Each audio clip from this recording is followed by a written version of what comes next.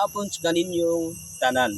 Ako si Armando Dalisan, usa ka tribo matigsalog ug usa pod ko nga nakaapil sa scholarship ni Rudy Mande atong langga IPMR sa Davao City ug karon mupapili siya bilang usa ka city councilor sa siyudad sa Davao. Ako Kamong hangyoon. Ako kamong hangyoon nga atong tabangan sa tribo atong ibot.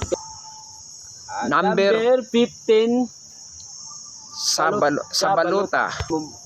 Kung moabot nga Mayo 12 atong butuhan. City Councilor sa Davao City 3rd District, mauna among hangyoon. Saghang salamat.